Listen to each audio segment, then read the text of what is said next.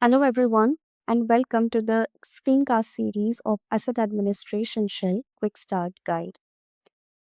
If you have already heard about the digital twins and asset administration shell and wondering how to get started with the asset administration shell or how to develop and implement the first ever shell for your product, for your asset, then this series is just right for you.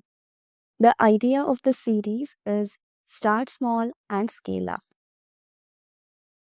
The asset administration shell is nothing but the standardized digital representation of an asset, where asset can be anything that has an added value to your organization.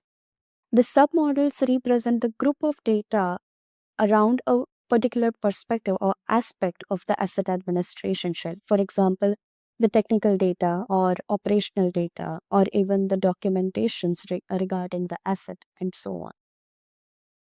If you want to learn more about these terminologies, about these concepts, then I would recommend you to visit our website here, that is the Industrial Digital Twin Organization.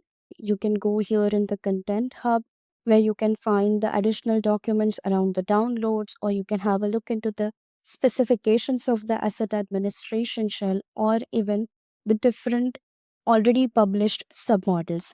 In this screencast, or in this whole tutorial series, we will not be going into details of these documents individually. Apart from this, in our YouTube channel, there is already the tutorial series available for the specifically for the specifications.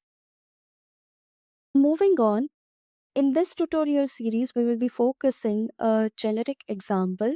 That is, normally we have a data provider for a particular asset, and then there is a data consumer for this asset. The whole communication happens over the standard API. Considering this example, this quick start guide is divided into two categories, one for the data provider and the other for the data consumer. If you want to learn more about these aspects, stay tuned to the further videos.